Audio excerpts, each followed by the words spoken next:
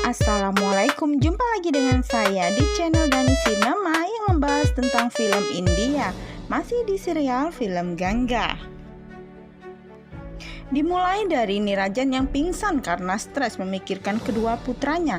Ia segera mungkin dibawa ke rumah sakit. Semua keluarga merasa tegang dan cemas dengan keadaan Nirajan. Ganga meminta dokter untuk segera memeriksanya. Dokter pun langsung melihat keadaan Nirajan. Nirajan dibawa ke ruangan intensif. Dokter melarang keluarga untuk masuk ke dalam ruangan agar dokter bisa memeriksanya. Madhvi menangis melihat keadaan suaminya. Ia hanya bisa melihat suaminya di kaca pintu kamar. Ganga menenangkan Madhvi. Ganga berkata, "Duduklah ibu dan tenanglah. Dokter sedang memeriksa bapak." Ganga mencoba menelpon Sagar, tapi ternyata HP Sagar dimatikan. Sementara Madhvi terus mengutuk dirinya sendiri karena telah melahirkan anak-anak yang tak berguna dan membuat ayahnya menderita. Ganga dan Krishna menenangkan Madhvi. Datanglah Pulkit dan Supriya. Madhvi murka kepada Pulkit. Ia mengusir Pulkit. Dengan rasa sedih dan merasa bersalah, Pulkit meninggalkan Madhvi. Saat Pulkit berjalan, tiba-tiba ia dipanggil oleh Kasih. Kasih bertanya, "Mengapa kau ada di sini?" Melihat Kasih, Pulkit sangat emosi sekali dan berkata, "Karena kaulah ayahku menjadi kritis." Kasih menyatakan kalau ia hanya mengungkapkan yang sebenarnya, bahwa yang ia kandung sekarang adalah anak Pulkit. Pulkit marah dan berkata, "Sebaiknya kau pergi dari sini. Aku tak akan peduli lagi dengan anak itu." Tiba-tiba datanglah Supriya.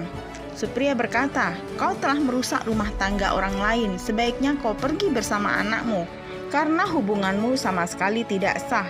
Supriya memohon kepada Kasih untuk mencari pria lain dan membiarkan hidupnya menjadi tenang. Di tempat perawatan, Nirajan telah melewati masa kritisnya hingga ia diperbolehkan pulang. Ganga sangat bahagia mendengar kabar tersebut. Madhvi dan yang lainnya pun turut bahagia mendengar kabar itu. Kini Nirajan telah pulang ke rumah. Madhvi menemaninya, begitu pula dengan Amaji.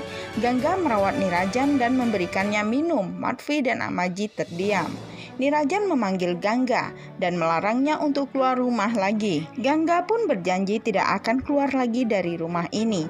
"Baiklah, aku akan merawatmu sampai kau sembuh, karena tak satu pun di rumah ini yang perhatian denganmu. Aku akan memperhatikan makanan dan minumanmu," oceh Ganga dengan cerewet. Amaji tersenyum senang melihat Ganga yang protektif kembali seperti dulu. Setelah itu, Ganga meninggalkan kamar Nirajan dan menuju kamarnya. Ia bersedih dan menangis atas kondisi Nirajan yang saat ini. Tiba-tiba teleponnya berdering. Ia mendapatkan telepon dari dokter yang merawat Nirajan. Dokter berkata agar segera ke rumah sakit karena akan ada penjelasan tentang penyakit yang diderita Nirajan. Keesokan harinya, Ganga pergi ke rumah sakit untuk menemui dokter. Betapa hancur hati Ganga mengetahui bahwa Nirajan mengidap penyakit kanker dan usianya tak akan lama lagi. Ganga mengamuk, dokter pun menenangkannya. Ia hampir jatuh di tangga karena syok. Ganga mengingat semua kebaikan Nirajan. Ganga tak mampu memberitahukan hal itu kepada semua keluarga, terutama Madhvi. Sesampainya di rumah, ia sangat marah kepada Nirajan karena bukannya istirahat malah bermain dengan anak-anak. Hal itu membuat Madhvi merasa curiga dengan kelakuan Ganga. Ganga menghibur Nirajan dengan membawakan makanan kesukaan Nirajan. Ia sangat senang sekali dan segera memakannya. Ikuti kisah selanjutnya dan jangan lupa tekan tombol like, komen, subscribe. Terima kasih.